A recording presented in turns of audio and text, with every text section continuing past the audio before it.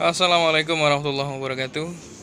Selamat siang teman-teman semuanya, para subscriber ataupun teman-teman yang baru nonton baru nonton konten ini. Saya persilahkan untuk di subscribe. Kalau sudah subscribe, lalu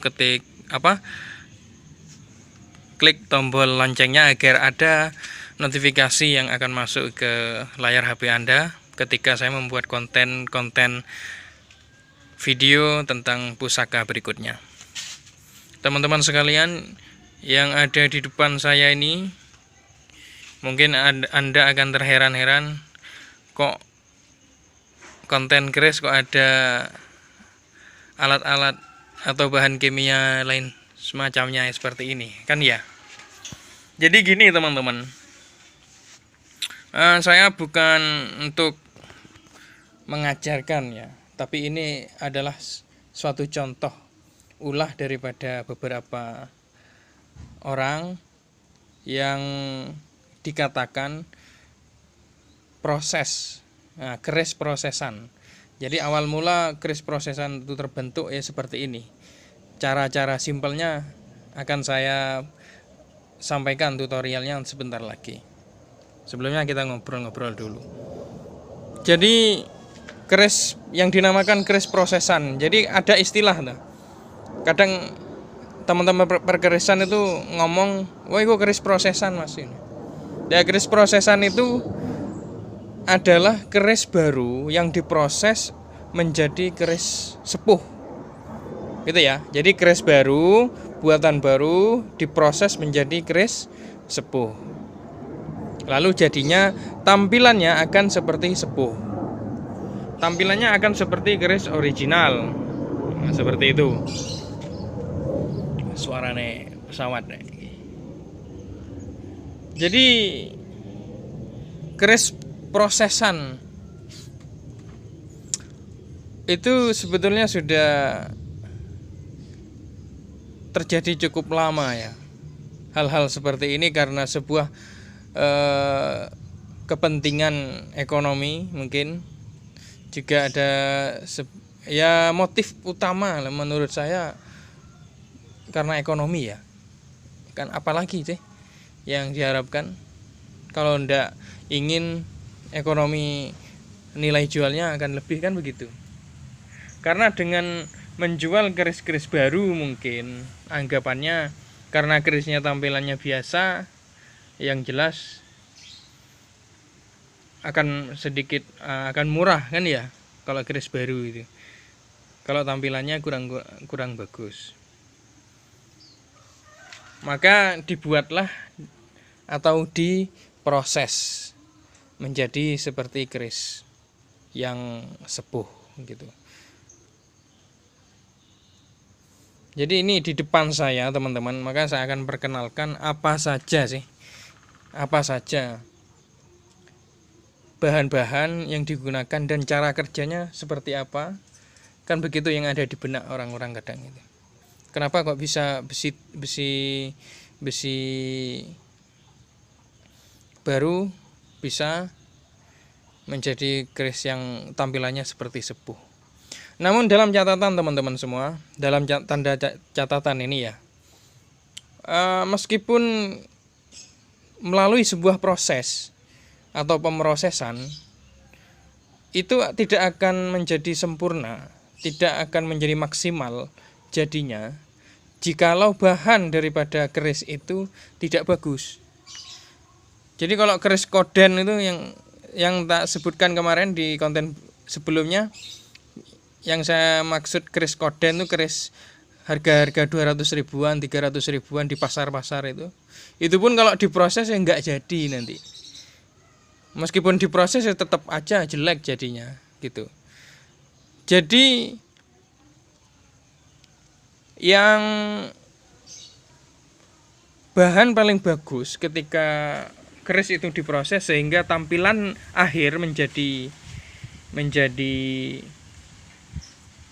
tampak begitu sepuh dan tampak ori, maka yang dipilih biasanya oleh pemain-pemain adalah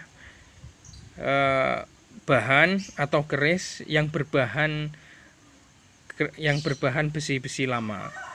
Jadi seperti yang saya katakan, keris kropioan ya, kropioan, keris-keris rencekan itu yang sudah patah, mungkin yang sudah korosinya, yang gonjonya hilang, yang peksinya hilang, itu kan sudah nggak berguna, mau dijual kan sudah nggak laku kayak gitu. Jadi itu dilebur ulang, dipanasi kembali, lalu dibentuk menjadi keris.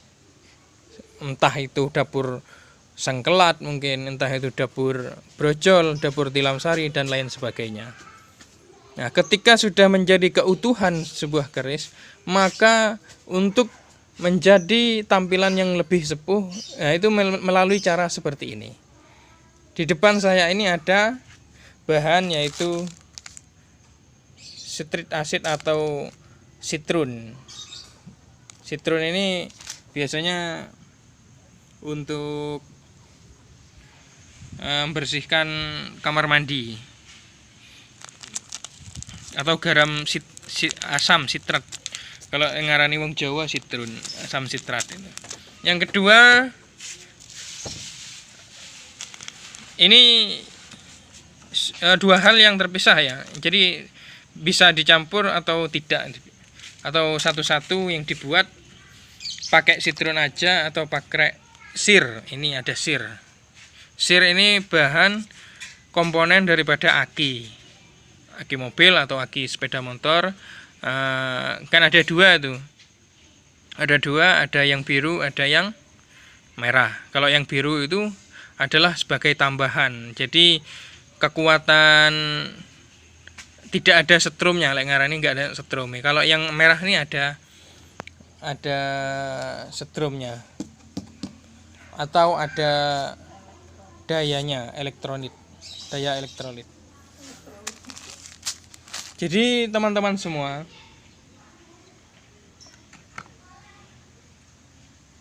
cara kerjanya adalah biasanya ini ya, saya ndak ngajarin ya, ndak. Cuman ini yang dilakukan oleh para pemain ini.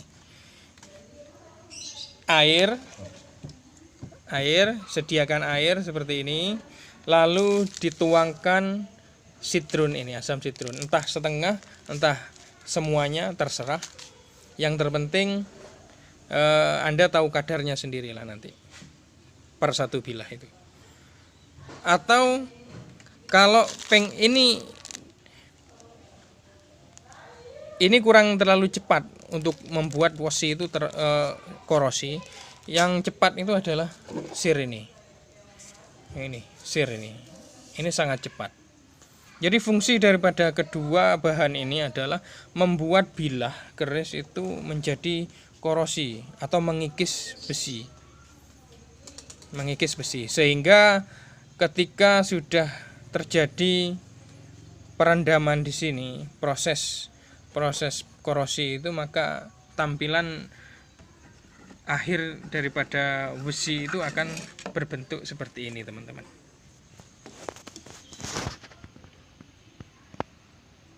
Gini, kalau orang-orang pemula diperlihatkan besi seperti ini, maka mereka akan tergiur, saya yakin, karena melihat, wah ini benda bersejarah ini, wah ini benda temuan ini, wah ini benda lama.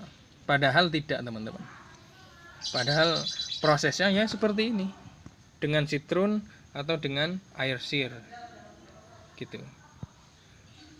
Saya menyangkanya, awal mulanya menyangka keris ini betok ini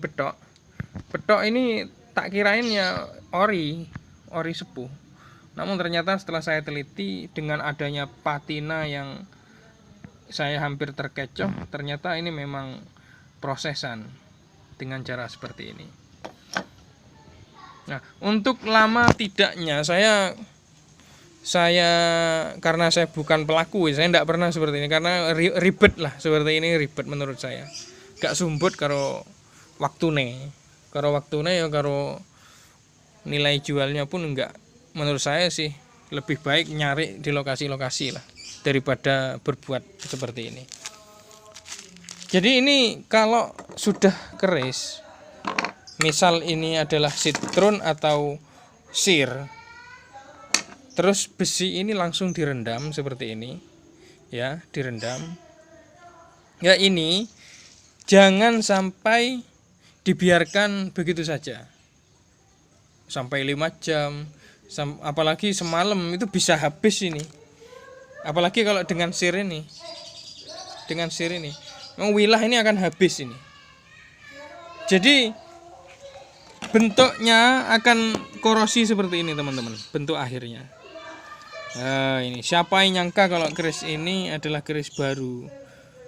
Pasti kalau orang-orang baru mengatakan ini keris yang sepuh original, kan gitu. Nah, jadinya semua pasti akan terkecoh. Jadi begitu teman-teman. Nah, ini tutorial yang saya sampaikan adalah yang dilakukan oleh pelaku-pelaku oknum-oknum yang memanfaatkan sebuah situasi bagaimana seorang penghobi akan dikelabui dengan hal seperti ini. Menurut saya ini adalah sebuah pembodohan publik dan sebuah penipuan, ya, menurut saya sebuah penipuan. Nah, ini menurut saya termasuk haram lah hukumnya. Kalau dia karena banyak orang-orang yang terkecoh seperti ini, banyak. Dan saran saya pada teman-teman semua, daripada beli keris-keris prosesan tampilan bagus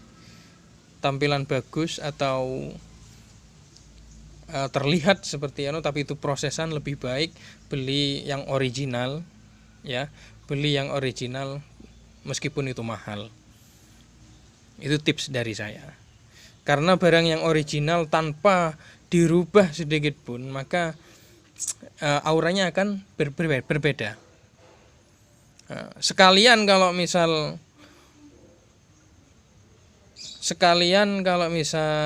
daripada keris prosesan, sekalian beli yang baru yang bagus, sekalian bahannya bagus dan ada kinatahnya misalkan, itu mahal, sekalian seperti itu akan lebih berarti, nanti nilai jualnya pun akan lebih tinggi daripada prosesan seperti ini. Karena suatu saat siapapun yang membeli, meskipun dia tidak diberitahu itu keris prosesan atau tidak, suatu saat nanti, entah setahun, 2 tahun, 3 tahun, saya pastikan orang tersebut akan mengetahui. Karena orang semakin lama akan semakin mempelajari dan akan semakin mengerti, akan semakin paham, ini keris bukan asli, keris ini bukan original, kan seperti itu teman-teman. Jadi tutorial yang saya sampaikan bukan untuk ditiru, tapi ini adalah cara-cara proses supaya keris muda atau keris buatan baru atau kamardikan dibuat menjadi keris yang bertampilan sepuh, gitu ya. Oke teman-teman, mungkin cukup sekian. Jangan lupa yang baru gabung silahkan di subscribe dan klik tombol loncengnya, dan jangan lupa di share jika ini bermanfaat lewat Facebook atau media-media sosial lainnya. Terima kasih, semoga Anda selalu berbahagia bersama keluarga dan tetap melestarikan budaya. Wassalamualaikum warahmatullahi wabarakatuh. Salam budaya.